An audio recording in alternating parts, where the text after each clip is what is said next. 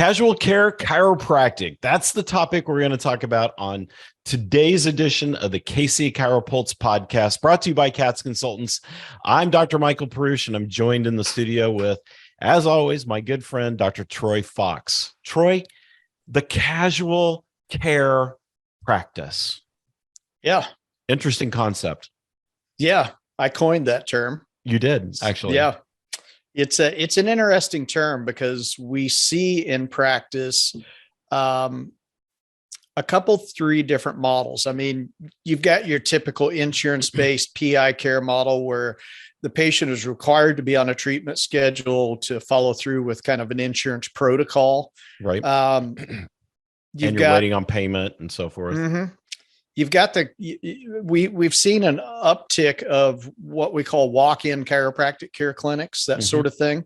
Yep. I'd call that the casual care clinic, where you come in, you get adjusted. You never get educated as to what chiropractic really is. Right. You are left to base your need for chiropractic care on your pain level that day. So if I'm a 5 out of 10, I may walk in the door. I may call the chiropractor that day. That's more of what I call a casual care. Wellness-based chiropractic requires a little bit of education. It's not that far off from casual care from a standpoint of, yes, you may end up putting a patient on a short treatment schedule, but if they're coming in and they're going, I don't have any readily available symptoms, or I've just got a little twitch in my neck and I thought I'd come in and have you check it out. Now we're looking at an education process that involves explaining the difference between pain and function. Right. And that's really what I get into with patients. Patient might come through the door because of pain. My whole goal when I work with a patient to get them to understand, it's kind of like dentistry. Really great example. If I only went to my dentist when my teeth hurt, I'd probably be getting a lot of teeth pulled. And it really isn't what I want, but if I didn't know any other way to do it, would I do it that way? Yeah, probably. So I've got a patient that is a chiropractic patient that only comes for chiropractic care when they're in dire pain, because that's all they know. I've never educated, I've never told them a thing. Right. And all of a sudden at 70 years of age, I've been treating them for 30 years. I've been treating them since they were 40. But they only come in about once every 3 to 6 months. Sometimes it might be a year before I see them again. How you been? Well, I haven't had a whole lot of pain. Nothing I can't manage. I hear that every once in a while in practice. Right. Nothing I can't manage. So I waited until now to come in. And you know that patient, they're a train wreck when they lay down on the table. They've got multiple areas that are just on fire. And it's like beyond a train wreck. Yeah. How did they?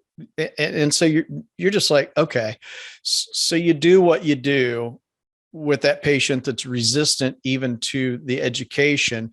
But that type of casual patient eventually comes back to you when they're 70 years old and says, Doc, work on this. And they're willing at this point, because it hurts so bad, that they're actually going to follow through with some treatment and they're going to do what you tell them to do. And then they say to you, this isn't getting any better. I don't understand why, because I've gotten chiropractic care my whole life. And at that point, you have some explaining to do. As a doctor, what did you do with them for the last 30 years? Did you tell them the truth about the care that they needed? Did you talk to them about wellness and keeping your spine functional and the nervous system at peaked out performance? Or did you just say, hey, give me a call when you hurt again? I have a funny story there. Tell me. This actually happened in practice. I had this lady, super nice lady. Mm-hmm. She started chiropractic care when she was 30. She wasn't my patient at that point. But when I was seeing her, she was well into her 60s. Mm-hmm. And she would only come in twice a year. Yeah. And it was the same story every time. I've been going to chiropractic for some odd years, and I don't know if I'm getting any better. And I would say the same thing every time. Well, at twice a year, probably not. Can you imagine if you brushed your teeth twice a year?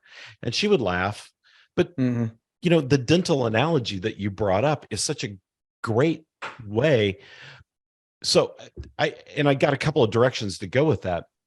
The dentist tells you to brush your teeth every day, right? Yeah. Sometimes twice a day, 3 times a day. I know mine tells me, you know, you really should brush your teeth 3 times a day. I'm like, well, you must Yeah. own stock in toothpaste. But Yeah. so what do we do? What are we telling our patients they need to do every single day for good spinal health? Are Mm-hmm. we telling them anything? Or are we just telling them to come back when it hurts? Mm-hmm. Does the car mechanic tell you to, oh, just come back when the oil light comes on? Mm-hmm. Just come Mm-hmm. back when you see smoke pouring out from underneath the hood. No, we have to take command of our patients. Our patients Mm-hmm. come to us because we have knowledge and tools, our hands, and we know an art that they want. Mm-hmm. And they want us to tell them how much they want it. But so oftentimes we're leaving it up to the patient, which you cannot do. And I'll go back to the dentist for a second. Why are the dentists so busy? Have you called a dentist lately to try to get in? Mm-hmm. It's 6 to 8 months to get in. Mm-hmm. Now, maybe they're not great at scheduling, or maybe they see a lot of them, or it could be a lot of reasons. But I know every dentist I've ever gone to, it's because they're busy. Mm-hmm. And they're telling you how often you need to come back. And Yeah. Dennis for years told everybody you need to come back for a year. And then I don't know, probably 20 years ago, they started telling everybody you need to come back twice a year. Now my dentist says, I want to see you every quarter. Mm-hmm. Mm-hmm. Wow. Yeah, I get it. And then she tells me in between, you got to brush your teeth, you got to floss. Do not, and she says this every time, do not wait for pain. If something Mm-hmm. doesn't feel right, something's not right, whatever, you call us and get in here. We need to treat our patients the same way. They deserve the same level of care. You can't see the spine. Most patients don't know what the spine does. That's what we need to be teaching patients, why that level of care is important. I'm going to go so far as to saying not recommending care for our patients or not telling them a future direction is almost negligible. I mean, we don't see that in any other area of healthcare. No, There is not, no other. not at Now, all.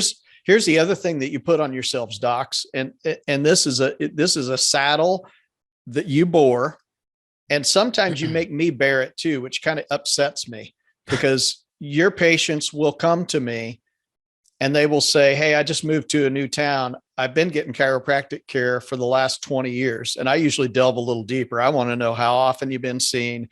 Were you on a regimented schedule? Were you being seen periodically? Were you just calling when you hurt? I ask all those questions because guess what? Here's where you saddle yourself with, and it's a saddle with cockleburrs underneath the blanket. Right. When you don't recommend to patients what they need to do and you allow them to become a train wreck before they see you again, what happens is the expectation is that you're the savior. You're going to fix them when they walk through the door, and you're going to do it in one visit. And if you don't, you're not worth your salt. That's what we say here in the Midwest. You're not worth your salt as a chiropractor if you can't fix me in 1 or 2 visits. That's some of what I've heard over the years. And unfortunately, we put ourselves in a bad position. You know, my response to that, if you went to a physical therapist, you would not expect to be fixed in 1 or 2 visits. You would expect that if you went, say, for some shoulder rehab after a surgery, it would take 3 times a week for a number of weeks, right? For you to get better. Right. So now all of a sudden you come in here with a major spinal problem and you've got significant, you're dragging a leg right now walking in here.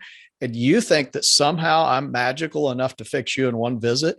Right. So we have to be honest with our patients. And I think if we delay care for our patients, and by delaying care, going, wait until it hurts so bad you can't stand it any longer. That's what we do when you're 45 years old and you have a bad hip. A surgeon goes, you're too young for surgery.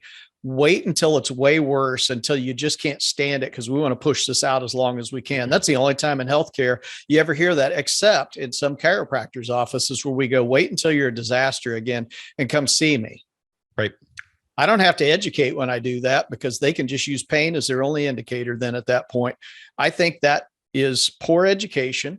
Yep. I think we as chiropractors know better. I don't know of any of us chiropractors that wait until we hurt so bad we can't stand it to get adjusted. If you are, I mean, I'm sorry. I don't agree with you. I think we were taught better than that in school. I don't think this comes down to a philosophy issue. It comes down to a patient care issue. And so I'm very passionate about that. Yeah, I think it's something we're both passionate about. And I think that's where it has to come from. It has to come from the heart. It has to come from your mindset. It's not really a philosophy standpoint. We all probably have great philosophy in chiropractic care, but it's a mindset that you've got to get into, that you are the leader of the patient. They're looking at you saying, what do you want me to do? What do I need to do? And that patient, and I had them too, that patient that comes in and says, I'll give you 2 visits, doc, to get me out of 9 out of 10 pain. I would laugh and I would say, wrong clinic. You want the guy down the street, because I'm not even getting into that. And they would laugh and get on the table, and I, get the number of visits we needed. And you're going to get those patients, right? You're going to get those patients. Yeah. But all that patient is saying is, hey, doc, my thought process is maybe a couple of treatments, because that's typically all I come in. I'm looking to you to tell me something different is going on and it needs more care. Don't be afraid to tell people what they need. And why. Exactly. Yeah. We have a tendency sometimes, I don't know if it's poverty complex or if it's mindset or shyness, or maybe we just don't want to hear no. Well, sometimes we don't want confrontation. Yeah. But, it doesn't have to be confrontational to tell a patient what you need. Oftentimes I would say, you know what, I think you need this based on my professional opinion and my evaluation on you. I think you need this. If you think you need something else, that's up to you.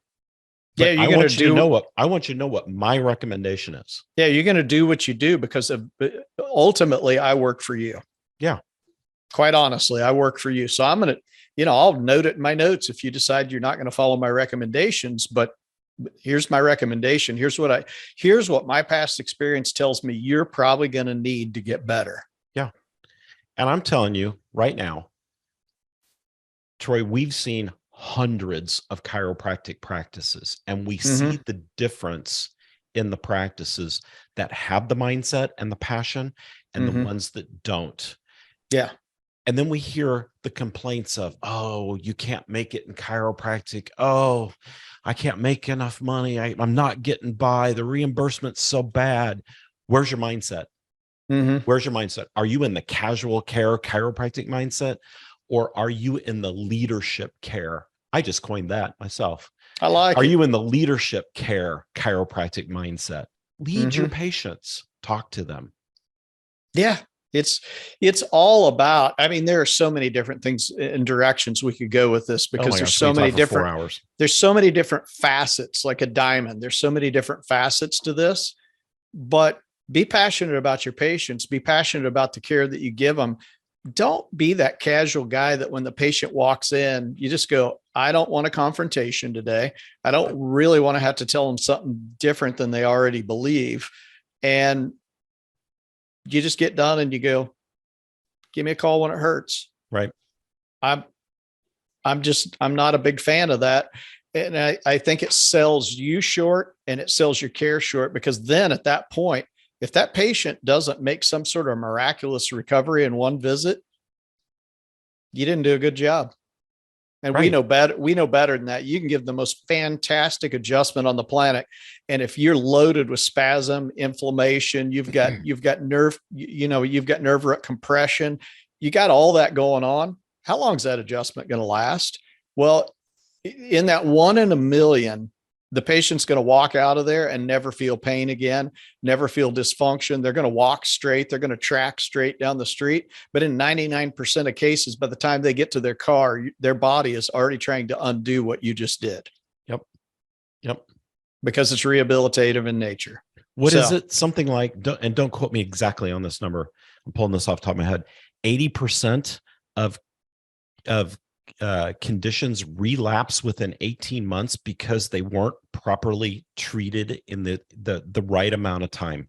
I mean, if that doesn't tell you to tell the patient to come back, and I don't care if the patient's saying, doc, I absolutely will not schedule. I will not. Tell them when you think they need to be back. You know what, Bob, I really would like to see you in 3 days, Doc, I can't do that. I'm not coming back. I'm not going to schedule. Okay, Bob, just remember, I'm putting it in my notes that I recommended 3 days. So when you come in 2 weeks and you've got the same thing going on and it's worse, I'm going to look at my notes and I'm going to say, Bob, I told you 3 days. So, at some point when you want to listen to me, maybe we can get past this. Mm-hmm. Be forthright with your patients. It's okay. They will appreciate it. You just brought up a point, and you didn't say the word, but the sound of your voice, the tone, and the things that you said told me that you're the doctor authority when you work with patients. The patient doesn't drive the care schedule. You do. Absolutely. Exactly. Absolutely. So even if they're not going to schedule the whole trip, whatever, tell them what your recommendations are. I think that's imperative. And they do what they do with it. It's no different than a surgeon recommending surgery and then you electing not to do it. What would you think if a surgeon went, I don't think this guy's got the finances, or he seems a little standoffish. I don't know that he's going to do this. Have you ever heard of a surgeon going, I didn't recommend the surgery because I didn't think they would do it? No, they recommend it and then you do what you want with it. Yeah. And I think we have to do the same thing with patients. I agree. So everybody, get out of the casual care chiropractic mindset, get into the leadership care chiropractic mindset. And not only will you retain patients, not only will you improve your outcomes, but you will blow your practice up in a very profitable way. Troy, good to see you today. And hey, everybody out there, make sure that you go to katzconsultants.com. Check us out there. There's all kinds of free things on there. Check out our blog. You can see some of our other podcasts. Be sure to subscribe to the podcast so you watch it every week. Yes, we do this every week. And you know what? From all of us here, we really appreciate you guys tuning in and listening. There's so many of you out there listening now to our podcast. So that's super exciting to us. So thanks for tuning in to the KC CHIROpulse podcast brought to you by Katz Consultants. And everybody, we'll see you next time. See ya.